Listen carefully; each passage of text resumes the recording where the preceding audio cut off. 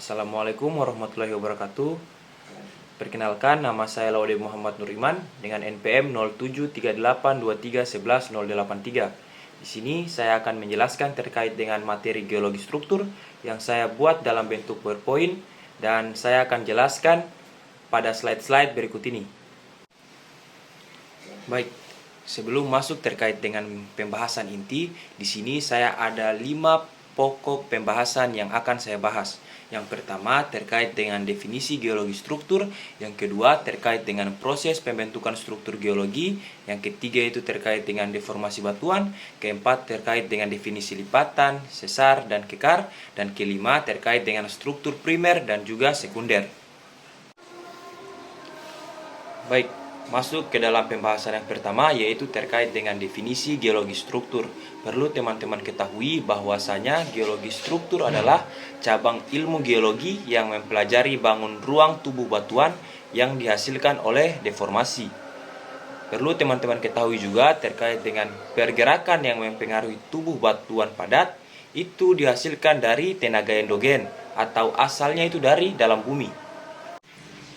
Pembahasan berikutnya mengenai pembentukan struktur geologi. Pembentukan struktur geologi ada 4 poin di sini, yaitu ada tektonik lempeng, ada pembentukan kekar, pembentukan sesar, dan juga pembentukan sesar mendatar.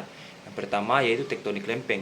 Untuk pembentukan struktur geologi yang dipengaruhi oleh faktor tektonik lempeng itu adalah hasil interaksi kompleks antara lempeng-lempeng tektonik yang bergerak di atas lapisan mantel bumi. Yang kedua terkait dengan pembentukan kekar. Dan kekar secara genetis sangat bervariasi cara kejadiannya. Salah satu proses kejadian kekar yang sangat umum itu adalah akibat tektonik selama batuan terbentuk atau sesudah batuan terlitifikasi. Yang ketiga yaitu pembentukan sesar. Untuk sesar ini atau rekahan, ini merupakan batuan yang memperlihatkan pergeseran. Pergeseran pada sesar ini bisa terjadi sepanjang garis lurus atau terputar.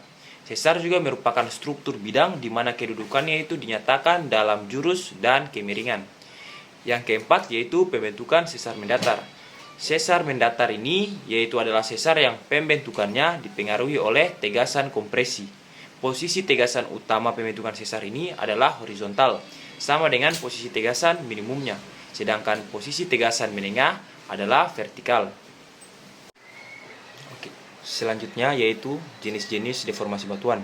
Untuk jenis-jenis deformasi batuan itu ada 6. Yang pertama itu deformasi elastis, kedua deformasi plastis, yang ketiga itu deformasi brittle, keempat ada deformasi mengalir, kelima itu deformasi teromoelastik, dan keenam itu deformasi seismik.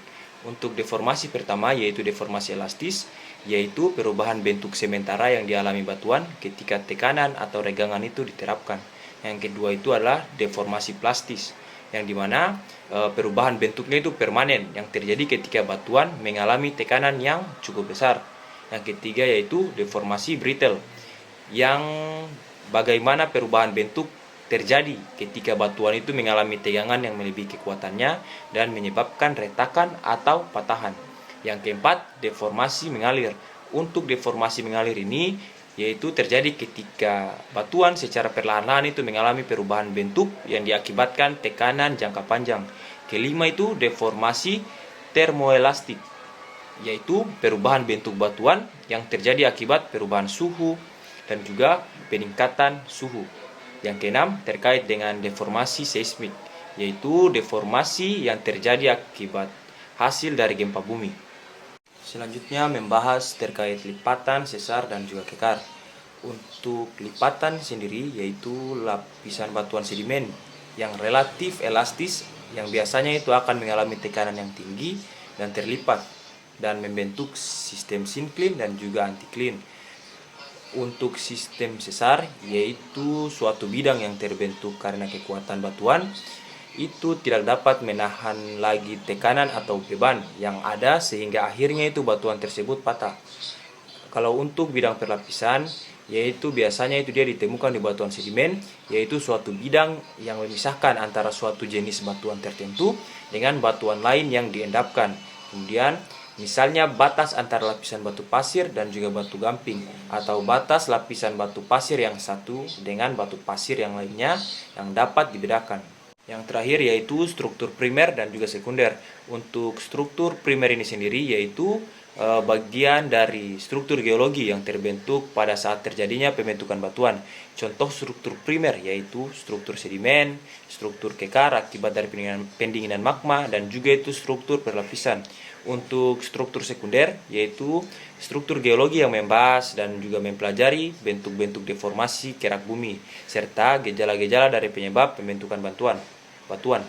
Untuk struktur sekunder juga itu mempelajari mengenai struktur-struktur sekunder yaitu kekar, sesar, dan lipatan. Baik, sekian dari saya. Lebih dan kurangnya mohon dimaafkan. Billahi taufiq wal hidayah. Wassalamualaikum warahmatullahi wabarakatuh.